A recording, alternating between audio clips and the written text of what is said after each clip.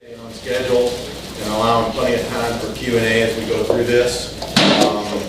We sort of blocked out 11:30 to 1. Traditionally, we kind of start around now. We may still have with Atlanta traffic, who knows? We still may have a couple people rolling in. We're really pleased to have these two gentlemen, Doug Tabling and Kirk Johnston, here to present this program for us. A couple of us went to a session that they presented at the AGC a couple months ago. Yeah, it was November. And Time flies.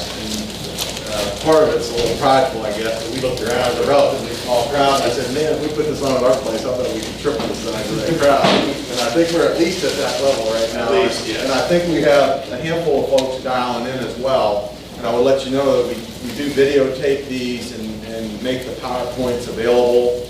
And there will be a video produced with some audio and some video.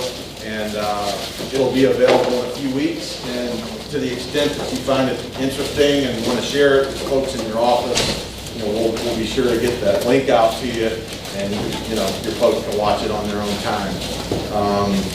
But we've got two very experienced construction attorneys here today with us. They're both with the firm of Smith, Curry & Hancock. If you don't know the firm, I would recommend that you go and take a look at their biographies when you have a chance. Both of these guys have authored a number of publications. They're active in the construction association, probably locally. The AGC is the most prominent one, which we're also a member of. And so they do a lot of work in the area of contract review, claims work, construction claims, and the inherent risk management that goes along with that. And this program is going to drill down into sort of some good and bad and some hot buttons with managing risk transfer and also the compliance piece of what insurance products you get to back up the risk transfer. Because one of the cases we're going to talk about, this is a really good GC, prominent member of AGC, and they litigated this case because it was kind of a seminal issue at the heart of it.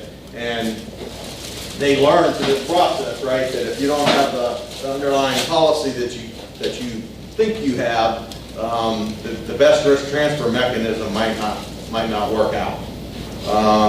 So Kirk, his background is he's got his undergrad degree from BYU. He's got his JD from Santa Clara University in 2000.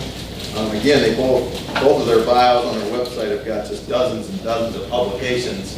So I'm sure these guys, there's other product material that these guys have worked on that will be of interest to this group. But I definitely recommend you go out and look at those. And Doug comes to us from the University of Kentucky, double degree, undergrad, and go Big Blue. So with that, I would like to ask you to join me in welcoming Doug Tabling and Kirk Johnston. Thank you.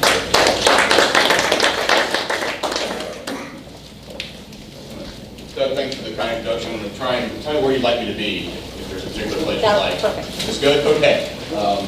This is probably the best part anyway.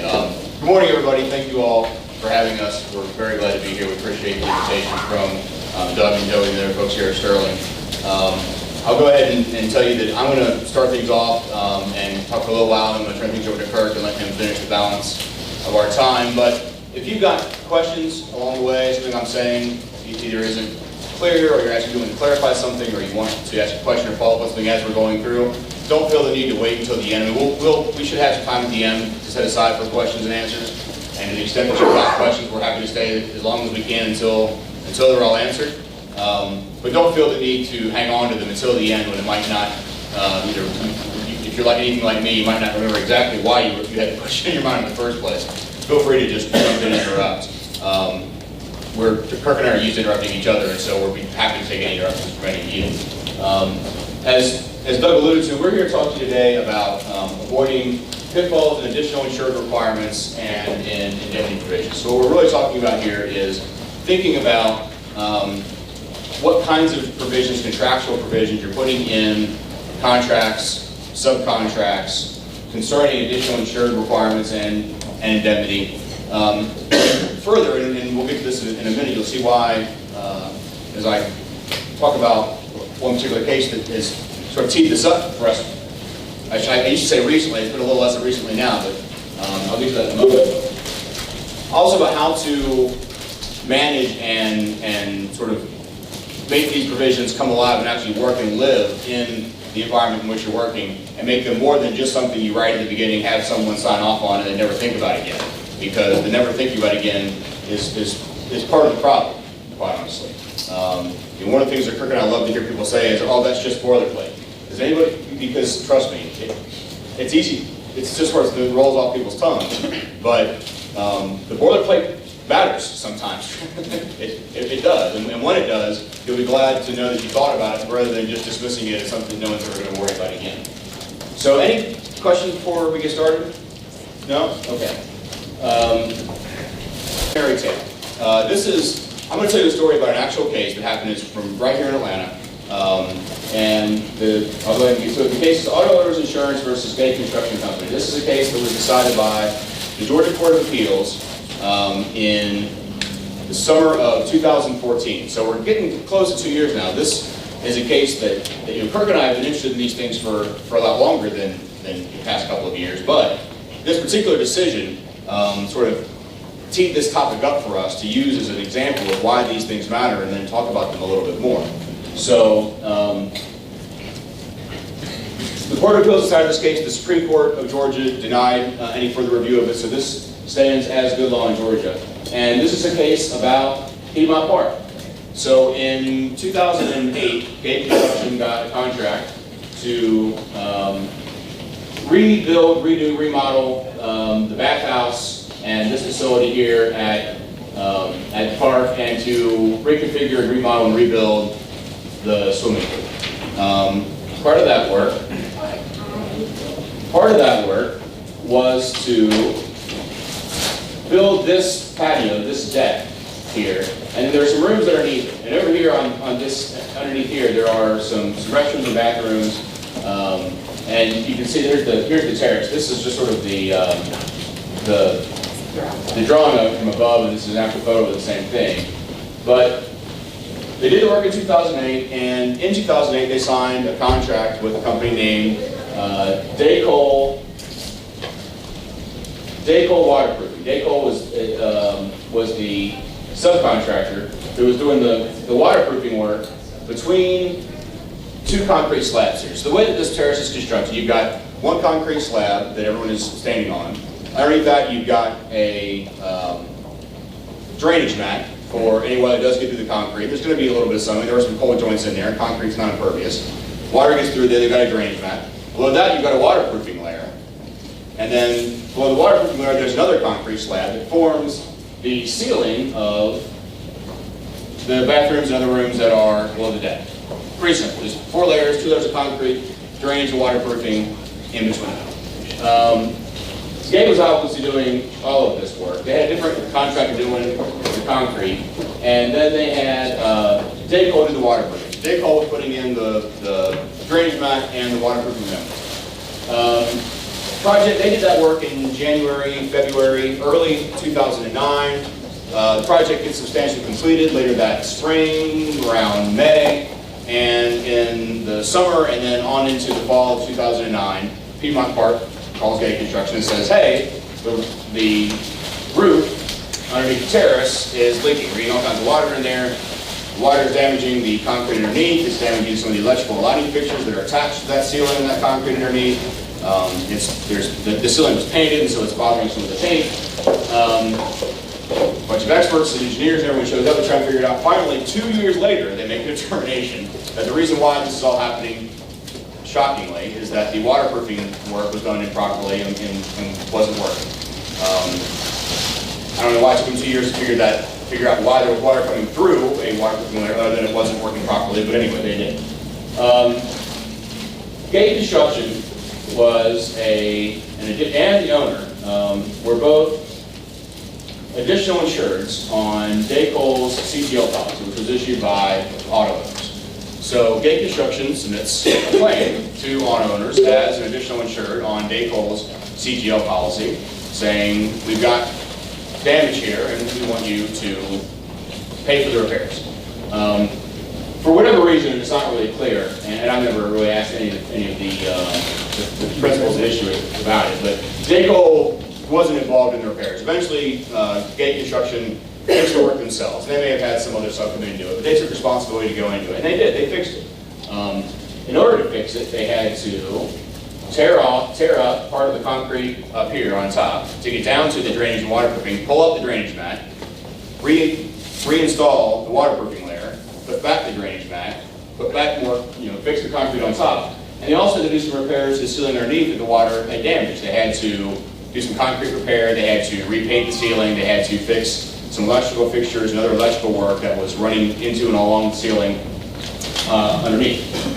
So, Gate Construction submits a claim to auto owners, and auto owners,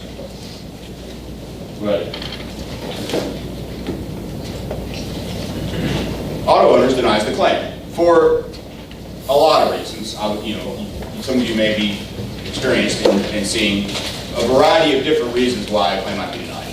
But the principal one, and the one that matters here, is they said that under the CGO policy, this falls under the your work exclusion. Gate Construction, this was your work. And since it was all your work, it's therefore excluded under the policy. Well, that's, in some ways, a surprising result, and we'll get to that in a second, but Gate Construction then sued auto owners for breach of contract. Now, I'm not here, and we'll see how this sort of turns out, and it doesn't turn out well for, I'll skip to the end, it doesn't turn out well for Gate Construction. But I'm not here to beat up on them for a couple of reasons. Number one, this is just one avenue in theory of recovery they may have had. And they certainly had the opportunity to pursue the subcontractor who did the defective work. There's certainly probably some other, and we'll talk a little bit about this, some other insurance in play and some other parties that could have made claims on other policies that may have covered this. This is just one section of it. So I'm not here to suggest that this was the only thing they tried or did, or that this was the only means of recovery they might have had. But it was one piece of it. And so this is what they were looking for. Yes? Would you agree that auto owners' initial position that it's all their work is kind of aggressive from their perspective? From auto owners' perspective? Well, aggressive based on what? Well, the question is aggressive based on one standard. Aggressive based on my understanding of what the policy probably says and what they ought to do. Yes, aggressive from my experience in the way that carriers typically respond to CGL claims. No, I think their position was pretty typical, and they wouldn't consider it aggressive. They would suggest, the first response you get to your claim is often going to be say something just like that. They're going to make you punch holes in what they know are, or they should know. Let me say, I don't want to. I would never accuse anyone of bad faith, but what they right. Well, fair enough. Actually, I would accuse somebody of bad faith, but that's sort of part of this occupational hazard. So yeah, I mean, they took a pretty aggressive position, but I mean, frankly, under what I think we're going to show were the terms of the policy in this particular case. No, I think they made the right call, and that is the crux of the issue. So let's go ahead and get to it. So Gate Construction sues auto owners for breach of contract for breach of the insurance policy for failing to pay to cover the damage that this defective work caused.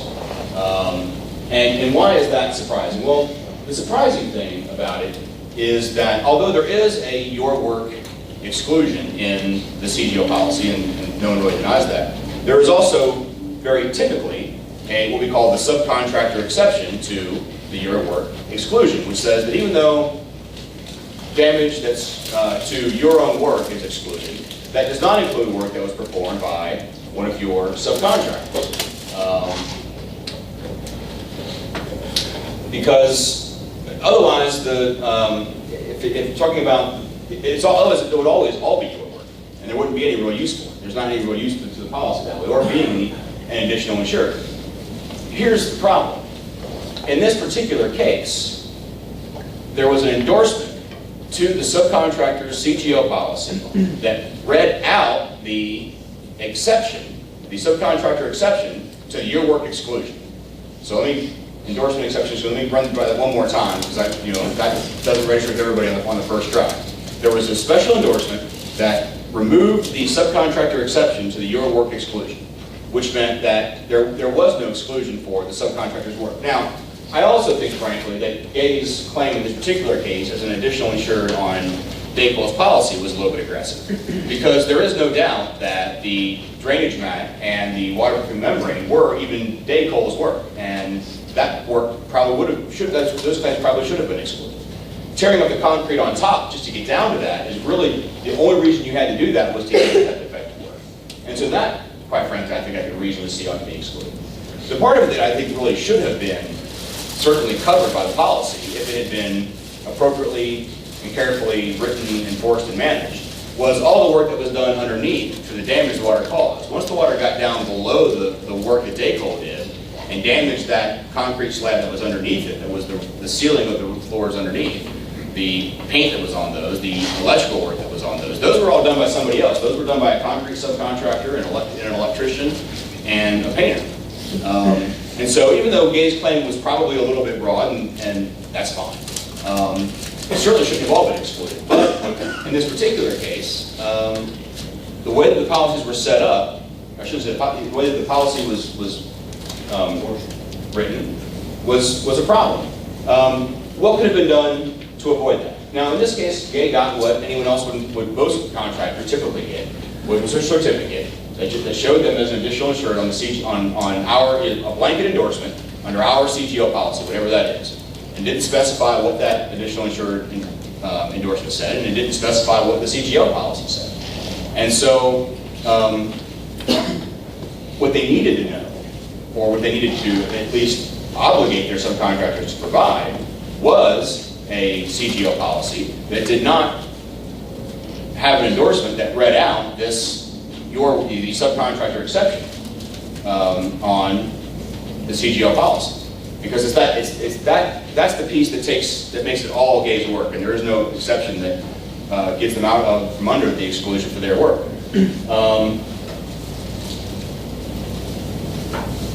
So that's one piece of this: is what did they require in their subcontract of their subcontractor? What if anything were they verifying? Now look, I'm not here to tell you that to the contractors in the room, especially upstream contractors who are issuing subcontracts and getting insurance from subcontracts, that you necessarily have time, resources, and manpower to read every term and provision, every insurance policy for every sub that you bring in. I think there's a cost benefit to this. You've got to decide whether or not that's something valuable. But it's at least a risk out there, and at a minimum, at least you know that you're taking it, and at least know that it's out there. And when you're thinking about, here's the second point, is that you can manage this a little bit on the front end by paying attention to those things.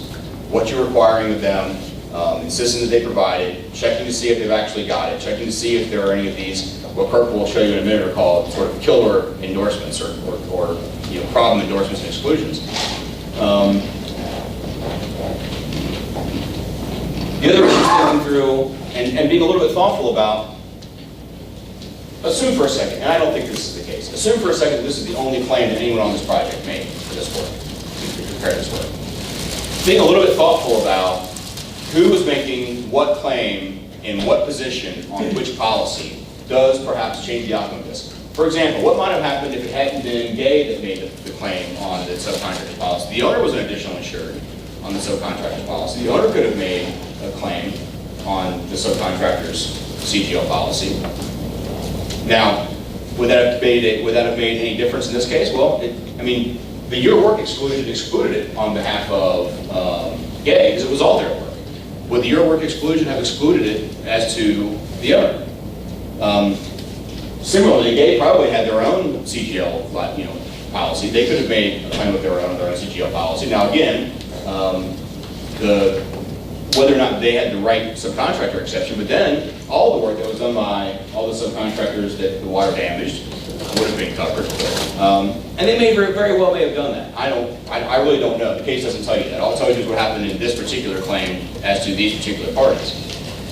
But being thoughtful and thinking about when you've got these claims, stopping for a second and not just assuming that the best thing to do is to make the most aggressive claim you can on the lowest tier party in the entire chain and driving it all the way down there and then working your way after it. Because what happens is you start getting into making these claims, and you start taking positions during these claims, and you're talking about who did what to whom, and then the next time you're trying to enforce or think about how you're going to make a claim on a different policy, you've already established quite a bit that is not necessarily, your next claim wouldn't be necessarily different, or, but how you frame those claims does matter. And the language you use and the choices you make and how to make sure that you're obtaining coverage for these things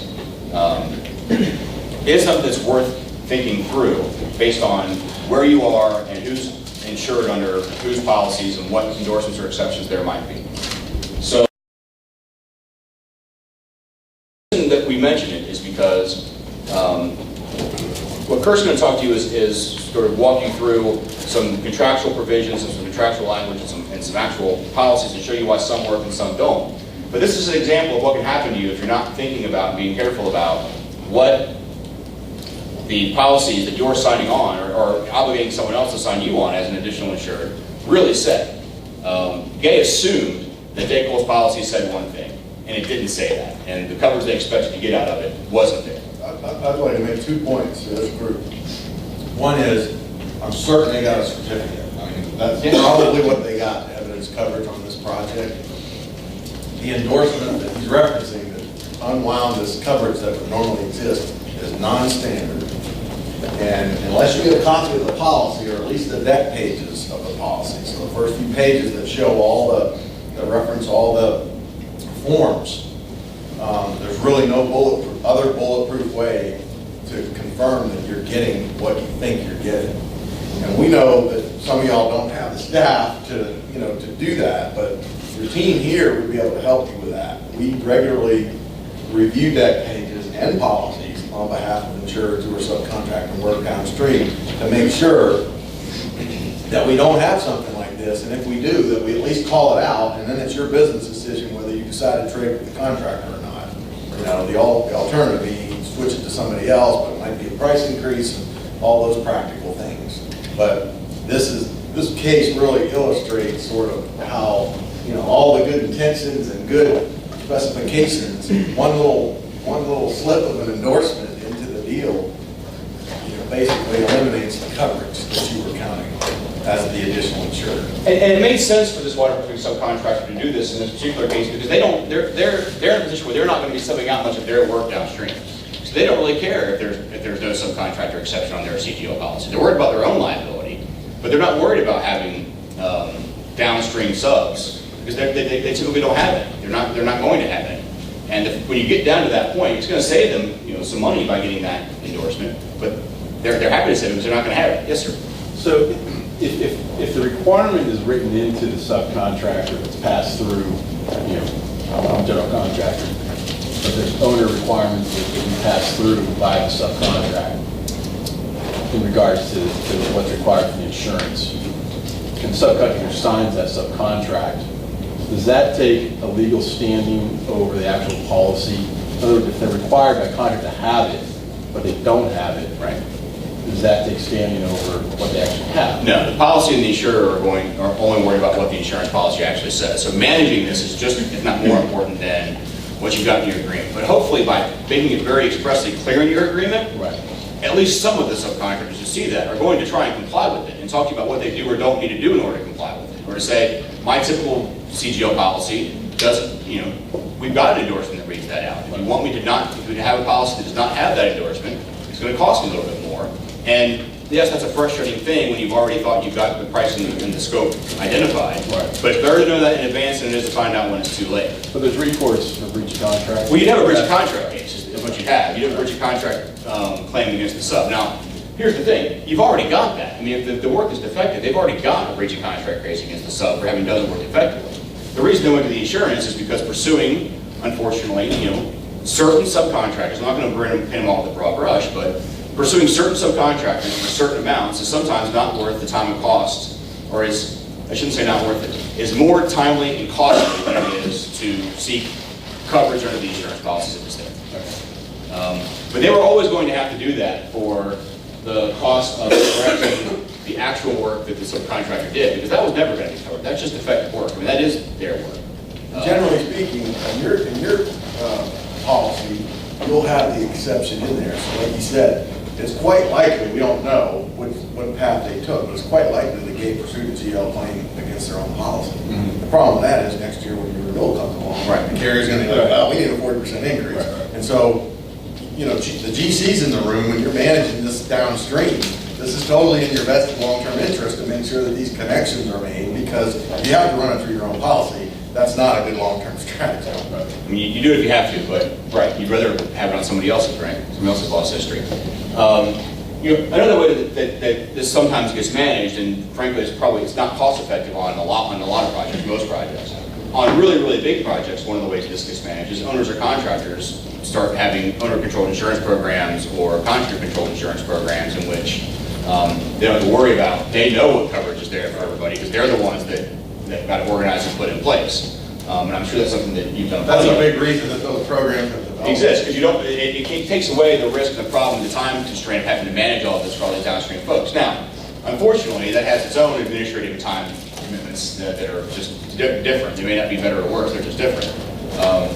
And you know, financially, they also only make sense usually when you get to a certain size of the project. I mean, they're not going to be right on every case. But that is just one way on certain projects that some of this does get managed.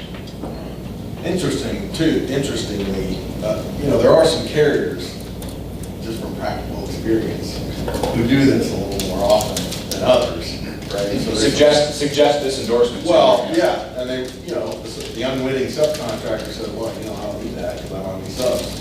And they don't purchase it, not necessarily because they have evil intent, but because somebody is just not sophisticated about that. It's got a difference, that's right. The carrier is, you know, selling them a policy with that endorsement in it. And this particular one is probably one of the ones that's done that over the years. There's a couple of others. That's another thing that your broker can help you with, because it's sort of, we've seen this before. Right. From these guys. Well, and as Kirk said, and I'll steal his line here, because I've heard him say it before, and I get to go first, I have the privilege of doing that, is that we'd be happy to be in the business of selling CGL policies that don't have the subcontractor exception to the your work exclusion. I mean, those are all, the number of claims that are going to actually be triggered by that policy are so small and few and rare. I mean, that really is, it's not a trivial matter in these policies, and it's not something that only matters in this case. It really is one of the most fundamental and important pieces of those policies that really has to be there. So,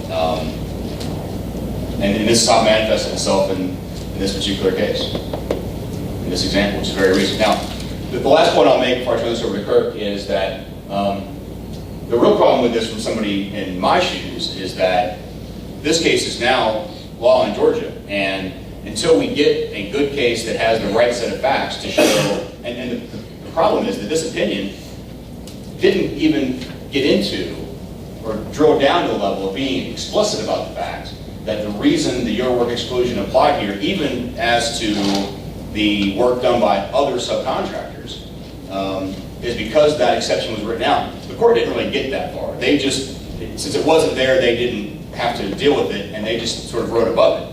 What this is going to mean is that this is going to embolden insurers, embolden carriers to fight claims on CGL policies and assert the your work exclusion more broadly than they really ought to, or than the policies suggest they should.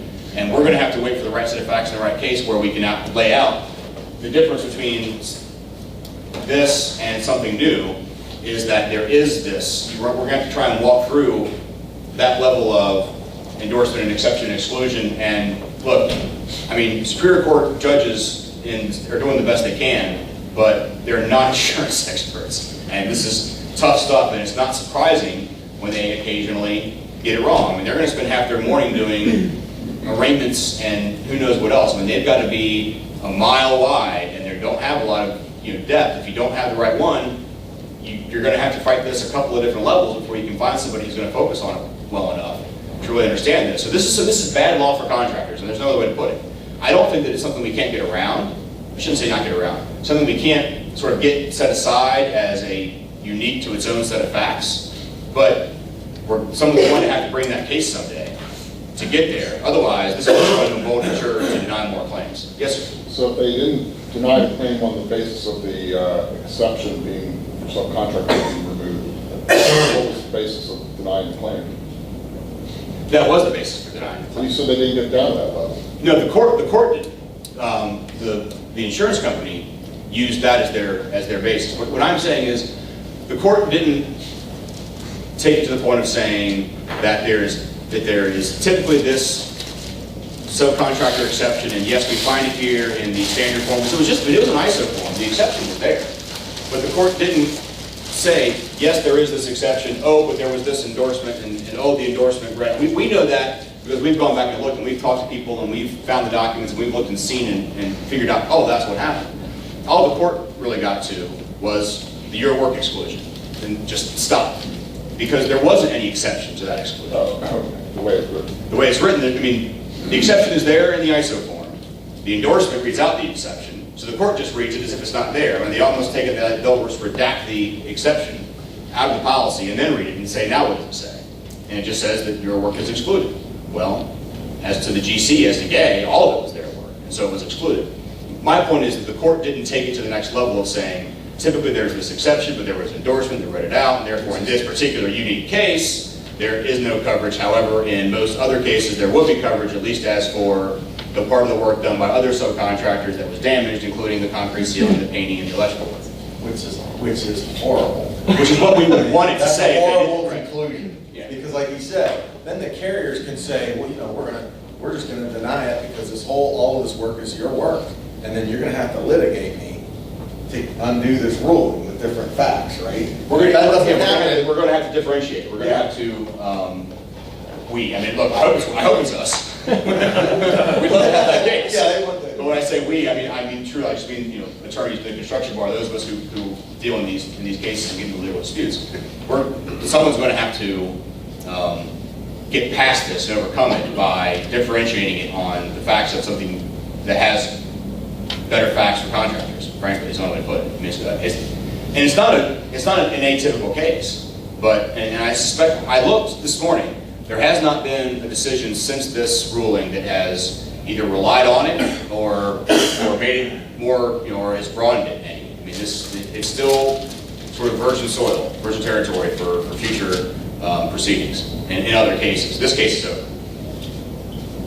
Yes? So what are the disclosure obligations of the insurance carrier for a subcontractor? So as a GC, if I request a COI that has some general information, but it doesn't provide the exclusion, how do we change that to where we get the right information and it's not a 30-page stack of information? Elect a new governor and you have no point a new insurance commissioner. Otherwise, and I'm being a little bit, I'm joking, but I'm really not. The real answer to your question is, your sub's insurer owes you no duty or obligation, and they give their certificate to the sub. What the sub does with it to give it to you, because you told them to give it, you require it from them, is the sub's responsibility, not the insurer. It's the same reason why, and I'm sure that many of your agreements say this, and it's getting off topic a little bit, but it's a similar example. You'll see contractual provisions all the time that say, your insurer cannot cancel your insurance policy without giving me 30 days advance notice that your policy is going to be canceled. You can't obligate their insurer to do anything. They don't have to give you 30 days notice before they can cancel the sub's policy. If the sub didn't pay their premium, or if the term is due up, they're going to cancel it. They've got no obligation to give you any notice of it at all, and because you're not their insurer. They don't have any obligation to do that. Similarly, they don't have any obligation to give you a certificate that says anything in particular. You've got to get it from your sub. That's who you've got the contract with. That's who you can require things from. And more than just getting a certificate, again, I get it. This takes time and resources, and it might not be worth it as a cost-benefit analysis. But what can you get? You can say, I want the debt pages to your CGL policy. I want to see those debt That's pages. the answer. And then you look at those debt pages. It's 2 or 3 pages from the policy, and then what'll happen, and that's a practical way to do it, you can get the whole thing. And we don't really care anymore just because it's all electronic. I mean, if you want your policies, I can send them to you in 5 minutes and give you every page. But the deck pages reference the forms that are included in the policy, which we know how to interpret. And then if we see one like this endorsement that's not a standard endorsement that we would expect to see, then we can drill down and say, hey, we need this one and we need this one, send us the whole policy. Or it looks normal, you've got what you expected to have. But the insurance commissioner in the state of Georgia is actually taking the position that certificates, they've cracked down on what you can even put on. There's an ongoing argument about As the that. cliche goes, they're not worth the paper they're written. I mean, they're for informational purposes only, and you can, now, that being said, if a sub gives you an insurance certificate that they, mocked up, and if they really want to commit fraud in order to convince you they've got insurance they don't have, I mean, that's on them. You would not expect it from everybody. It's certainly a risk that it's possible. If it is, you can take the sub to task for it. But whether they actually, you care more about whether they actually have the insurance than having to pursue the sub for defrauding into thinking that they did. So, but yeah, those certificates are only for informational purposes only, and that's unfortunately the case. You've got no reasonable reliance on what those things say. There's nothing you can do. There used to be a sort of a trend in the industry that the prime contractors would specify very specific disclosures in the remarks section, and there's basically an agency lobby in the state that has gotten the commissioner to issue rulings about it, where we've been directed not to do it that way, so that we can say these endorsement forms are on the policy. That's it. So if you want the detail, you pretty much have to get the debt index. And we don't see that as an impossible task these days. I mean, I get it. If you have ongoing relationships, and you may not even get deck pages on every sub, every job, but certainly stuff like this, where you've got stuff that's buried and higher risk exposures, you may want to insist that this is just standard practice. We're going to get the deck pages on the GL policies for these trades. Because certainly the most expensive part of this repair work wasn't placing a few light fixtures or repainting the ceiling below. It was tearing up and replacing the concrete on the terrace that they had to tear up to get down to find to get to the waterproofing and the drainage. And the drainage on was fine. It's just the waterproofing was installed incorrectly. And it wasn't a product defect. It was an installation. and no one disagreed about that. I mean, and DACO didn't really fight about that. But anything else? I have a question on non-standard, Doug. You said a non-standard endorsement. Would that one had been listed on the deck page? It typically would be. I mean, that's the practice in the industry, that the carrier would list all the forms that are in the policy. I mean, there could be a typographical error, but typically that's our expectation. I mean, but it's not, if we're the agent for the prime contractor, it's not a problem for us if you want to send us the GL policy, because we can generally look at it fairly fast, because 90% of the product tends to be the same. It's not, there's other policies that are almost all custom, but a GL policy, the form number can be different, there can be some slight differences, but assuming a form number, they're typically, we're used to seeing them, they're the same language for the most part. The devil's in these few details with these certain that coverage and the additional insurance endorsement tend to be where you spend most of your time. All right. In the interest of time, I'm going to go ahead and turn this over to Kirk to let him get going. Again, we'll be happy to stay and answer any questions anybody's got, and I'm sure Kirk will take questions as he's going. But I'm going to let him move on and talk to you some of the nuts and bolts about how to put these contracts and think about these policies and put them all together. That's absolutely right. In fact, that's the first time I heard somebody. Can somebody get a recording of that, please? Doug is absolutely right. Actually, I just want you to clip that. it is actually the first time I've heard someone say, here's a proposed fix for these, finding out how these policies are endorsed. Get a copy of the deck page, and I'll show you that. I'm going to circle back around to that at the end. Just a quick point before I jump in. Yes, these forms can be manuscript or non-standard, but ISO does make these forms that takes the exception to the exclusion out. CG 2294 and CG 2295. 95 is a scheduled one, but both of them will take the exception to the your work exclusion out. So if you were to see either one of those forms on a subcontractor's policy or on your own, get them out. Okay, those are your two forms, CG 2294 and 2295. I am going to focus, first let me give you just a little bit of background so that if there's any bias coming through or if I'm beating up on one group a little bit too much, at least you know where it's coming from. Okay, remember, kind of the subtitle for this is a cautionary tale. So, I have to beat us up a little bit. okay? I am a licensed broker. When I first started my career out in California, I represented insurance companies against contractors on coverage disputes. I saw the light a few years later, and when I came here to Atlanta and ultimately linked up with Smith Curry, I jumped the V, so to speak, and saw the light and started representing contractors against the insurance companies. So I come at this from an angle as a broker, as one who's represented insurance companies, as one who represents contractors, and as an attorney. So I'm going to beat up on all of us from all different angles, because that's the best way to learn on this. I am going to focus on contractual liability, specifically the indemnity provisions and our additional insured requirements, and how to set these up properly. This is an area where we're seeing, I mean, we're all struggling with this. Again, I'm going to beat us up. Okay? In order to lay the foundation for this, we have to go through the contractual liability under the CGL policy. Now, we can talk about this in generalities because the CGL policy on an ISO form, same 16-page form. The only thing that makes one policy different from the other is how they're endorsed. Okay, so we can have this discussion. You can go back to the office, pull out your CGL policy, and it's going to read the same. Okay, so this will be applicable, if you will, for the entire group. The contractual liability, just again, in generalities, that CGL policy is not there to cover you for breach of contract. We know that. I hired you to paint my house for $500, you never show up, breach of contract. But when you paint the house, you have to do it in a good and workmanlike manner. There's a standard of care.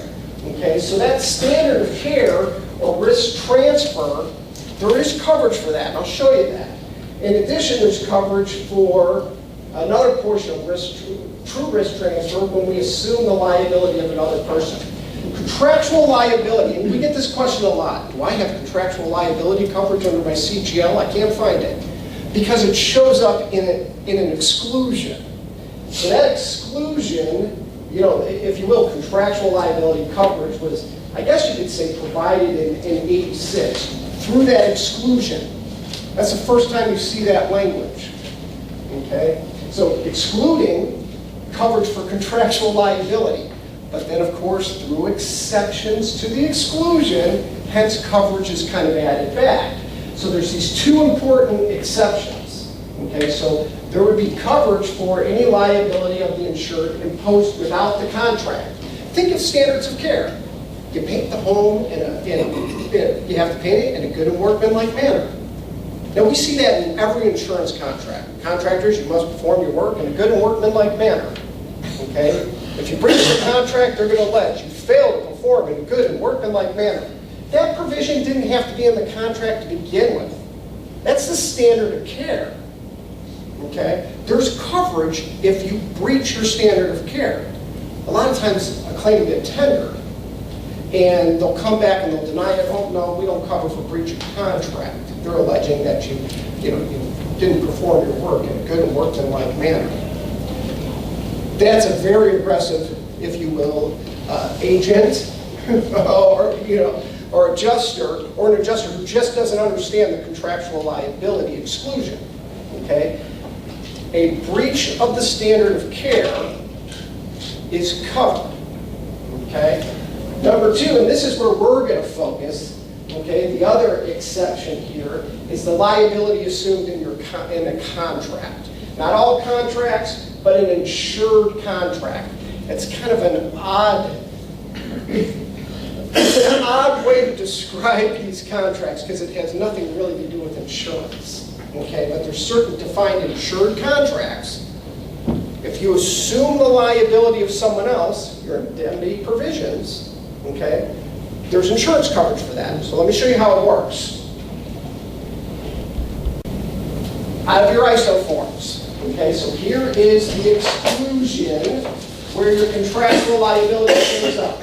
So this insurance does not apply to contractual liability. Why? Because we don't cover breach of contract, so we have to wipe the boards. Now we're going to give 2 exceptions back, and we're going to focus again on the second one. So this is coming back to you. It's covered. Liability assumed in a contract or agreement that is the insured contract. Now, how is that defined? Here's the definition section. I'm only interested in the last subpart F. So I've just put F up here. Trust me. A through E, it's not applicable. Okay? F, any contract or agreement under which you assume the tort liability of another. Okay, that's your construction agreements. Through the indemnity paragraph, you are assuming the liability of that upstream party. You will defend, indemnify, and hold me harmless for third-party claims. You have insurance coverage for that indemnity obligation. Okay? And that's where it comes from. Side note, ISO will take contractual liability coverage away from you via endorsement. So if you want to write down another quote-unquote lethal endorsement that you wouldn't want on your own policy nor a downstream subcontractor's policy, okay, this is the 2139. These last 2 numbers, that's month and year that it came into existence. So that's what we're looking for. That identifies the form, 2139. So if you were looking on the deck page under the schedule of all the forms, you would see this form number. And if that popped up, that's a problem. And all it does is, here's the definition for insured contract. We're going to amend it. There's A, B, C, D, and they just E, and they just drop off F. Okay? No coverage for your indemnity obligations. That's a problem. Shouldn't be in your own policies, shouldn't be in the downstream subs policy. Get them out. All right, with that little background, okay, which is really kind of necessary, and it kind of sets the platform for going through indemnity and the AI requirements. I'm gonna move fast so we can cover all this. Here's your typical indemnity obligation. So of course, the general contractor is always going to indemnify the owner. The GC's carrier, okay, you just saw, that general contractor has insurance for that obligation. Okay? Same thing with the subcontractor. Subcontractor has agreed to defend and identify the general contractor and the owner and all the indemnities. There's insurance coverage for that. Okay? Very simple model here. And I'm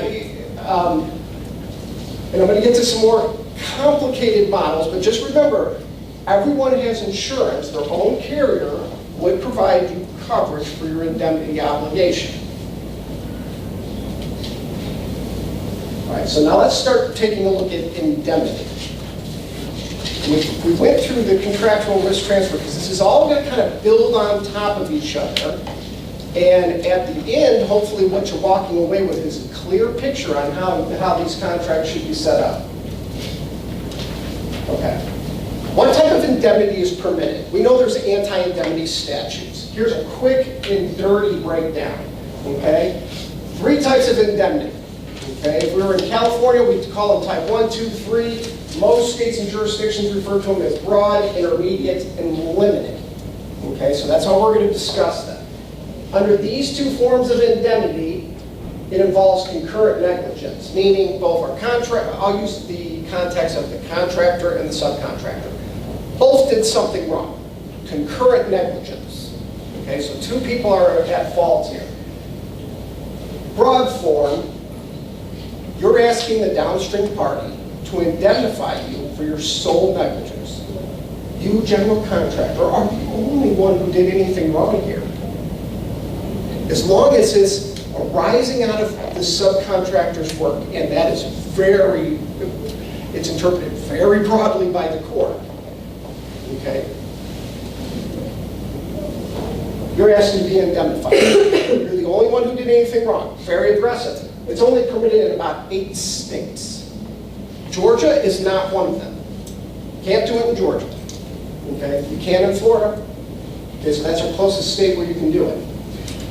Intermediate form, it's also sometimes referred to as full indemnity or contributory basis. And I'm going to give you an example. That's the easiest way to see how that plays out. And then last, limited form is permitted in all the states. And you'll see the intermediate is kind of a mixed bag, about half the states. Okay? Permitted in Georgia for construction contracts. Not permitted in Georgia for design contracts. Okay? The statute's a little odd.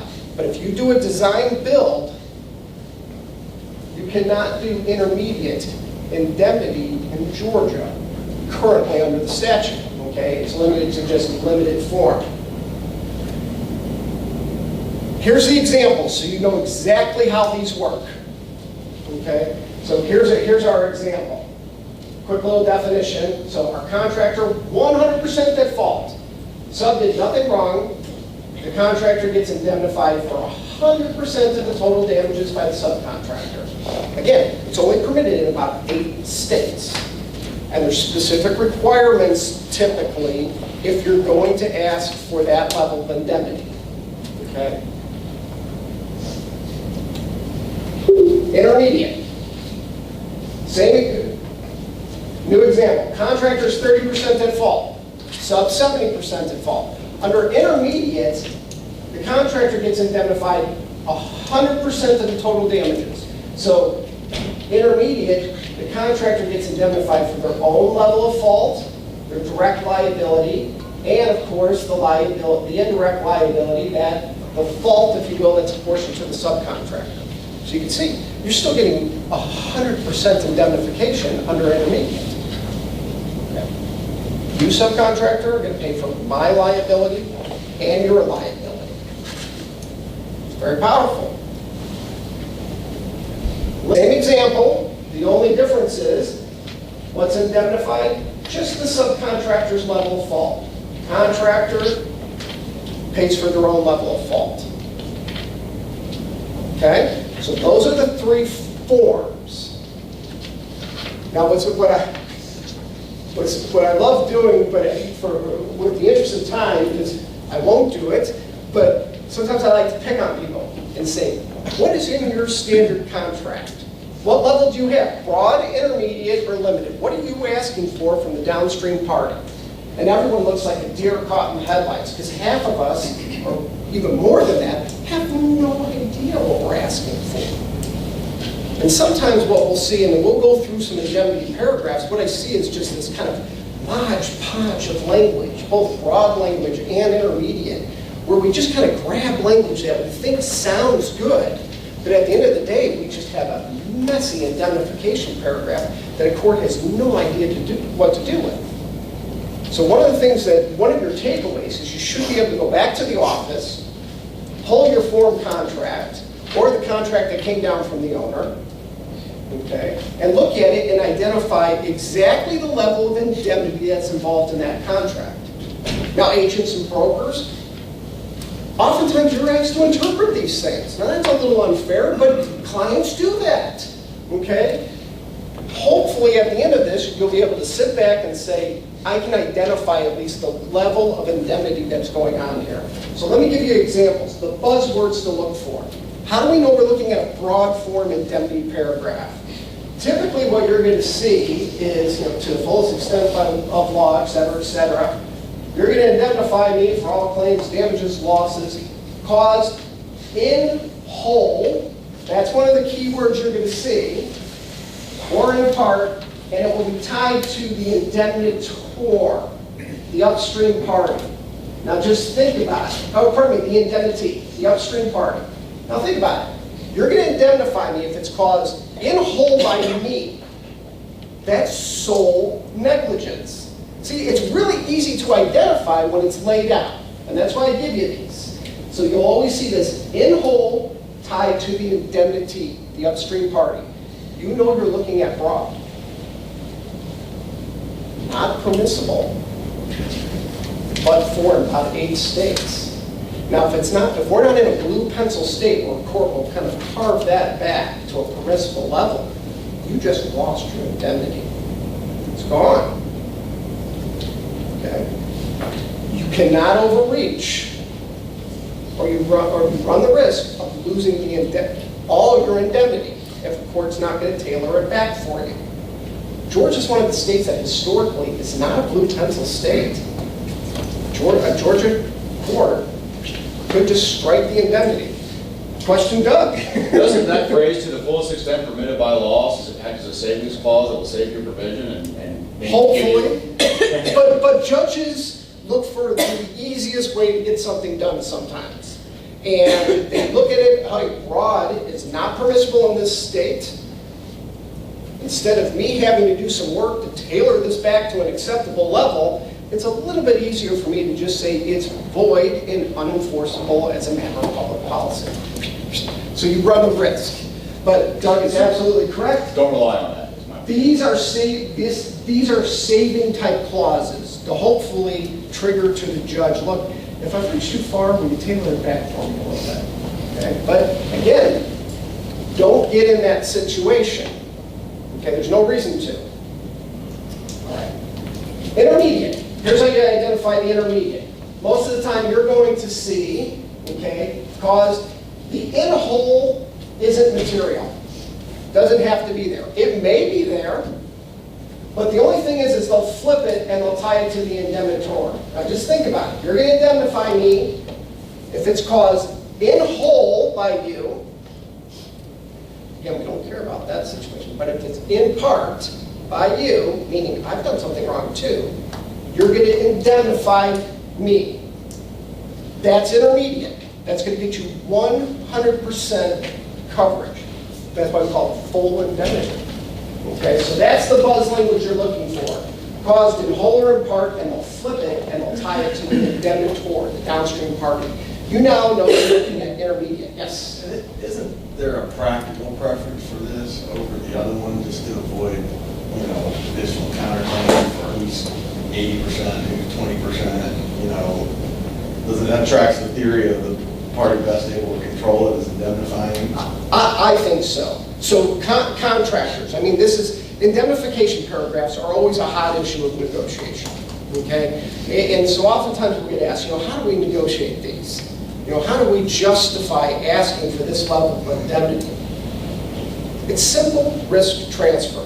And give them the situation, look, if your work causes a third party to be injured, okay, or if there's property damage, and you're 90% at fault, okay, and we happen to be 5% at fault, okay, you're going to pick that up.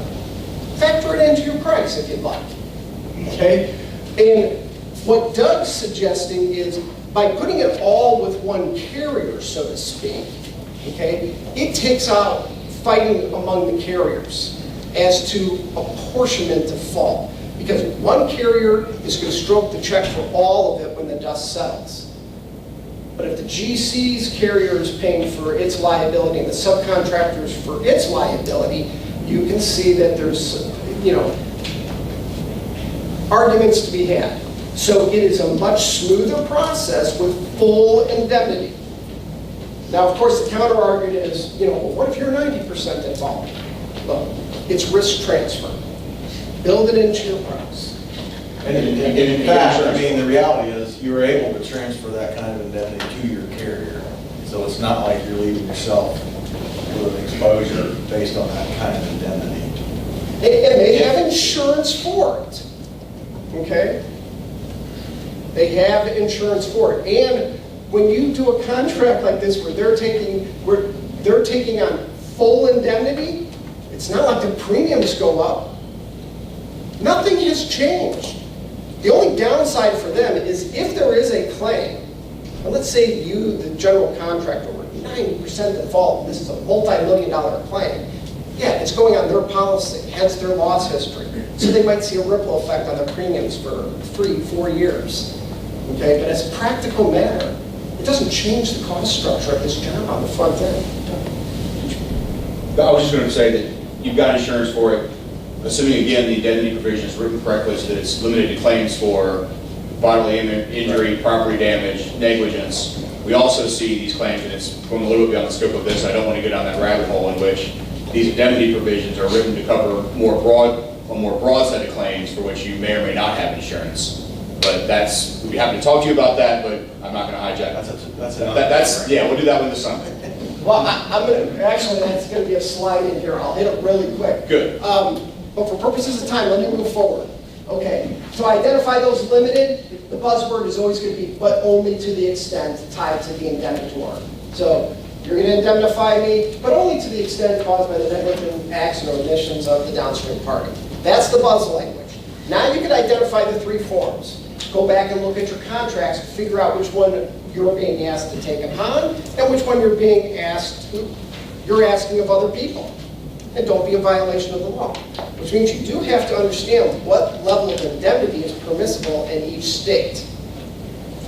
Now, we have put together a matrix for all 50 states. Doug hates it when I announce this. Okay? Hates it. But I've worked so hard on it. But I don't give, here's why I don't give it out. Because the law is constantly changing. Constantly changing. But if you're doing work in a state, you know, you just want to know just quick and dirty, you know, what's the level of indemnity permissible? Hey, give one of us a call. Okay? You know, the statute's at our fingertips. You know, we have the cheat sheet matrix. We quickly look at it, double check it against the statute. Okay, but remember, intermediate is really a mixed bag. I mean, it's about, you know, 20, you know, it's half the states. That's why I hate that he did. That's why I hate when he says it, because the intermediate form, every state is different, and every situation is different, and it's too easy to look at something black and white and say, oh, it's permissible. Whereas, for example, in Georgia now, I think it is completely unclear what contracts can include an intermediate form of indemnity and which ones can. I know the design build probably can't, but I don't even know if you can include it in a design bid build contract right now. And I'd be happy, again, that's another case I would love to argue. I won't take us on that rabbit hole, but it's so project specific and scope specific that I wouldn't want anyone to rely on it over too much without thinking about it on a project by project basis. That's why, not because I don't want you to have the information. Doug's absolutely right. And I unfortunately have read every indemnity statute in all 50 states. Ours is the most, ours is the worst. I'm sorry. I mean, if there's anyone in the room who contributed to the drafting, again, I told you I was going to beat up on us, okay? It is the hardest to understand, and it is the most confusing. I'm sure a bunch of lawyers wrote it. See, I can beat up on This is one plug for attorneys, for y'all that work in multiple states. This is one reason to spend a little money to make sure that your contract form lines up with the statute, because you hate to have a provision in there that's just thrown out and made null and void when it could have been prevented. All right, clean indemnity provisions. And I'm going to start moving a little bit faster because I want to get to the additional insured forms. Get in and out. I see these indemnity paragraphs that are like a page long, and I already know there is a problem. If that paragraph is any longer than that on the page, I know there's a problem. Okay? All you do, identify your indemnitor, your indemnities, okay? Take away, write a little note. These indemnities should match the additional insurance that you're identifying in the contract, in the insurance requirements. Okay? So all this list of indemnities, the owner, its agents, its signs, of this whole list, that should be the same list for your defined additional insurance. The extent of the indemnity, okay, what are they going to indemnify you for? All claims, okay, and I'll show you, I'll give you a slide on that. Then the breadth of indemnity, that's the level of protection.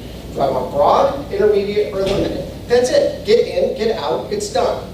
Now, takeaway point, keep your duty to defend separate from indemnity. It's different, okay?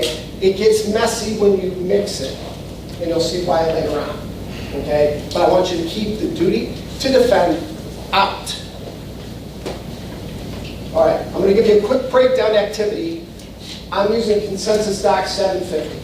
Okay, so Consensus Docs subcontract form. Nothing against Consensus Docs. I'm not pitching Consensus Docs. It's just a breakdown activity. Okay, this paragraph would be modified for your given project. Okay, so and I'm going to do this really quick. As Doug kind of pointed out, to the fullest extent permitted by law, it's trying to act as a savings clause. We've already talked about that. The next sentence, the subcontractor shall indemnify and hold harmless. Okay, you'll note it doesn't talk about defending. Keep defense separate.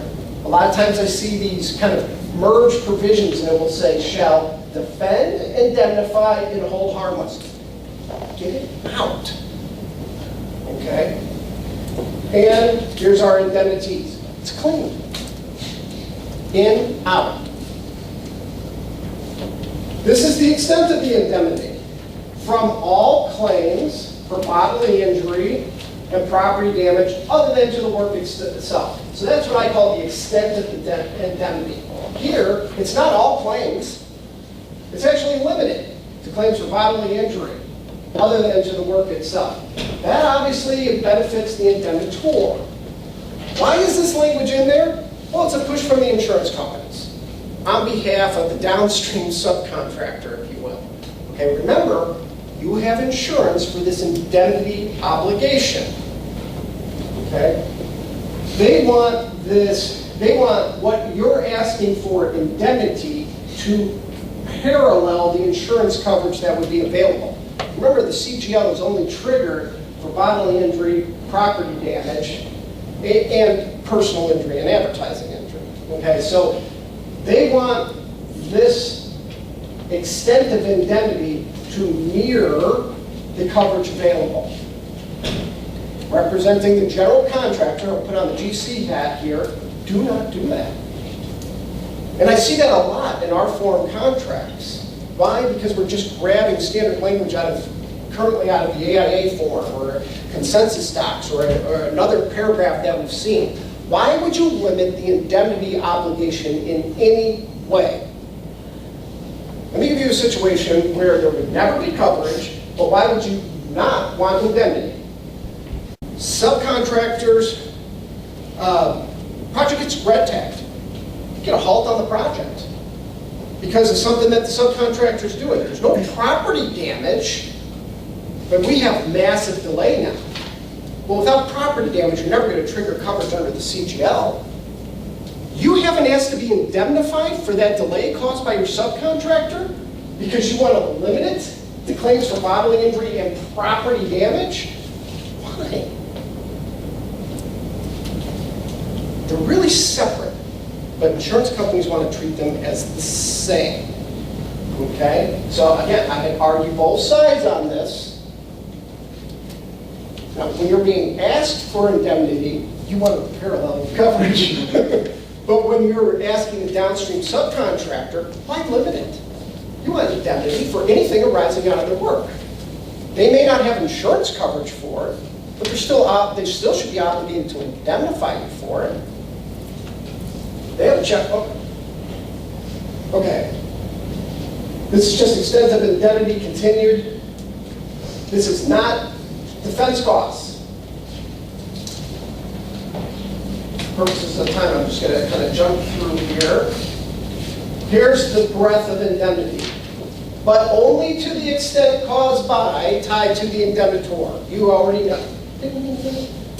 Limited form. That's what's in the consensus docs. That's what's currently in AIA. That's your level of protection. But only to the extent tied to the indemnitor, you know what that is.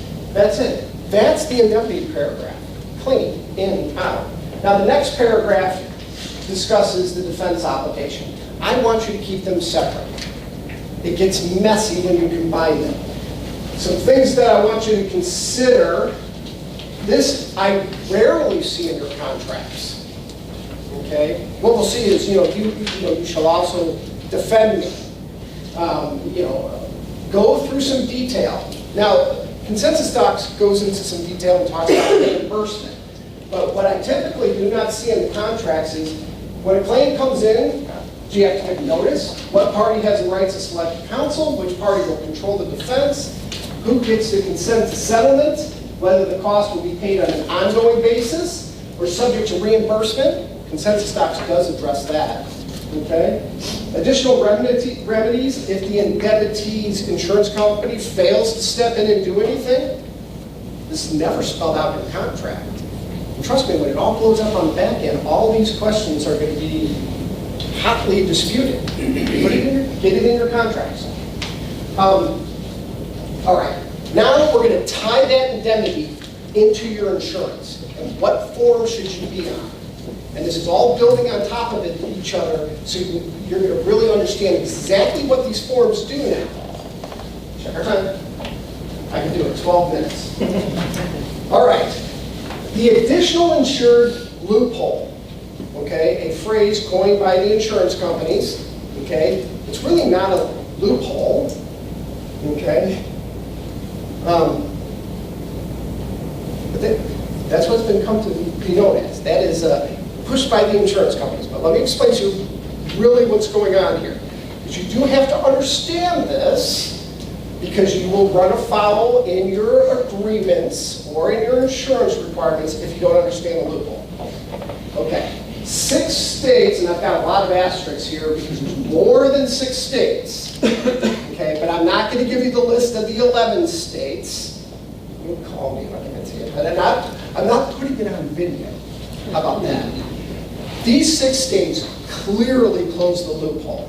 There's about 11 states that also close the loophole to differing degrees. Okay? You'll notice Georgia is one of them. Now, what do I mean close the loophole? All right, here, this is actually one of the simplest slides, but it looks like a mess. So let me show you what you're looking at so that when you go back to the office, you can sit down and study them further. Okay, this is just an example here. With our general contractor, 30% at fault, subcontractor, 70% at fault. We've got an injured third party. I've taken the owner out of this. For some reason, that confuses people when I do this with the owner, a claim by the owner. Okay, but the analysis is the same. So I've just made an injured third party here. Damages are $100,000. What's the direct liability of the general contractor to the injured third party? That's all this slide is showing you. But remember, the GC is liable for the acts and omissions of the subcontractor. So the GC's fault, that would have been a portion to the GC, $30,000. Subcontractor's allocation of fault, the GC's, if you will, direct liability. I call it direct, even though someone refers to this as indirect liability.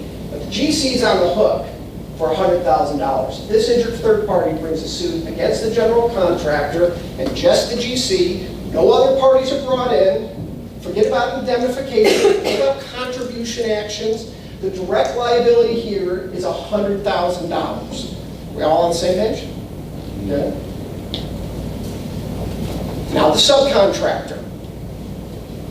Say the injured third party only brought the suit against the subcontractor. Obviously, the direct liability of the subcontractor is just the 70. Subcontractors are not liable for the acts of the GC. Okay, so very simple slides. They look complicated, but very simple.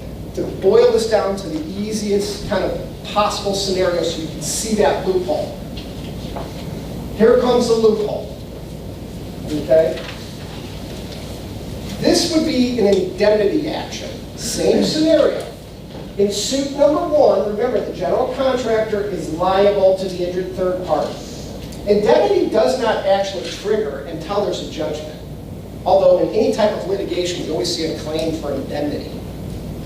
Okay, and I'm not saying if you bring a lawsuit, you know, or if you're involved in litigation, you don't bring that claim of indemnity. But technically, indemnity doesn't arise until there's a judgment against you. Then you have a right, hey, indemnify me. Okay, so it's really, indemnity comes up in suit number 2. Okay, so here, I put it a limited form indemnity obligation. You know what that means. The subcontractor has to indemnify for its level of fault only, and there's insurance coverage for that. So that insurance company would pay $70,000 to reimburse the general contractor for the $100,000 it paid.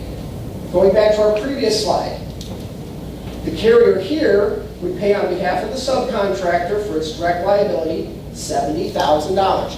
The most that the carrier would pay out on behalf of its named insured is $70,000. That's it. Now watch when the GC is added as an additional insured. Remember, the GC's liability is 100%, okay? Now it's dropping down as an insured under this policy. There's coverage for its direct liability. Its direct liability happens to equate to $100,000. This carrier is writing a check for $100,000. It never would have had to cut that check on behalf of its own insured. The maximum exposure would have been $70,000, whether it was indemnity or direct action. That's the loophole.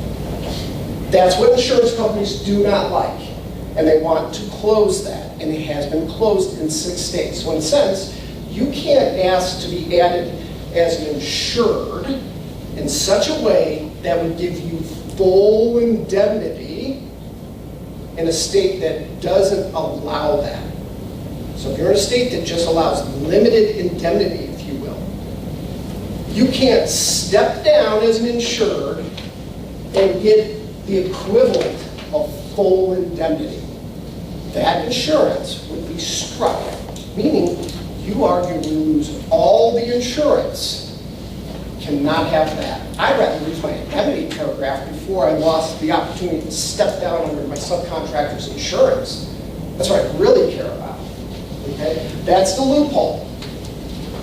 So now here comes our AI forms. All that I know kind of built up. Here's how you understand which form should I be using. Okay. Depending on the form, it's going to answer these questions. Does it cover you for claims during construction? You, the additional insured. We're talking about stepping down now as an additional insured. It's going to cover you after completion, after substantial completion in a completed operation setting. Is there coverage for your sole negligence? There are forms where the general contractor now becomes an insured and would have 100% coverage even if they were solely negligent. The named insured did nothing wrong. Okay? Does it cover the additional insured for that direct liability, full indemnity? Or will it just cover the additional insured for just that indirect liability, that $70,000 when it steps down? Depending on what form you choose is how this will answer these questions. And you could be in violation of the law if you're asking for forms in a state that says that closes loopholes. Georgia being one of them. So here we go. Here's your forms. 85. And this is kind of the default. I'm going to move fast. We have about 5 minutes, but I can do it. Your 85 form, again, it's probably the default that I see on most contracts. You shall add me as an additional insured on an 85 or, I hate this, substantial equivalent. Just say equivalent. Substantial, oh my gosh, you just gave them a ton of work. I could argue the 13 is substantially equivalent. I'll show you the 13 form. Okay, if you want the 85, ask for the 85. Okay? Here's what the 85 does. It's the broadest coverage. It's going to cover you, the additional insured, during ongoing operations and a completed operation setting. When you step down as an insured, it would cover you for your sole negligence. It would cover you for all your direct liability, which would equate kind of to that intermediate level indemnity. It would also cover you for indirect liability, kind of equating to limited indemnity. And it's going to cover you for any type of claim. You can see why insurance companies hate the GCs asking for the 85. Sometimes you'll even get a response from the subcontractor, oh, I can't get it. We can't write on it. It's not true. They can get it. Okay? Well, it is from a practical standpoint, it's getting hard to get from small subcontractors. Agreed. Okay? But you can push that agent broker for the subcontractor to go find it. And I'll give you an alternative if they come back and they say, oh, you just can't write it. All right. I got a backup for it. Now, again, I'm not saying use the 85. Remember, arguably the 85 in Georgia is void. Remember, in Georgia, you can't ask to be insured beyond the permissible level of indemnity. And I see all these faces, oh my gosh, you're kidding me? We do this all the time. I just told you Georgia closed the loophole. Georgia only allows intermediate. The 85 would provide you coverage for your sole negligence. You're asking for insurance beyond what is currently permissible under Georgia law. not saying stop, but pause, okay? It is a problem. All right, here's your 85 form. The reason why it's so broad is the rising out of language. For purposes of time, I'm just going to jump through your other forms. You're never really going to see the 93 or the 97. They only provide coverage during ongoing operations. They're really not used. The 01, if they cannot get the 85 and you want the 85, say get the 85, I'm just saying if that's what you want, the 01 is the 85 form divided in two. That's all it is, okay? They read much longer, but in effect, in legal effect, they're the same. So the 2010 gives you the coverage during construction, and in completed operations, it's the 2037. That's all they did was split the 85. So the only substantial equivalent or equivalent to the 85 is the split 01. All right. The 04s, you're going to see these forms a lot. Okay? Again, in 04, ISO divided the forms. There's the 2010, there's the 2037. You need both. Here's how it changes. When you step down, it would not cover you if you were solely negligent. It wouldn't cover you for your sole negligence. Now, if you want to be covered for your sole negligence when you step down under their policy, you cannot use an 04 form. It still would provide you full coverage for direct liability, which is akin to that intermediate level. It's very powerful. Okay. The 04 is not a bad form. Of course, it would cover you for your indirect, covers you for any type of claim, although they start to then identify claims. Bodily injury, property damage, personal and advertising injury. Well, guess what? That's the only claim that would be covered under a CGL anyway. So, still, it covers you for all types of claims. However, it's no longer covering you for personal or advertising injury after construction. Now, personal injury is not, it is, that's its own little animal. Okay, so, we're not talking about bodily injury. Okay, and typically these are not really in play.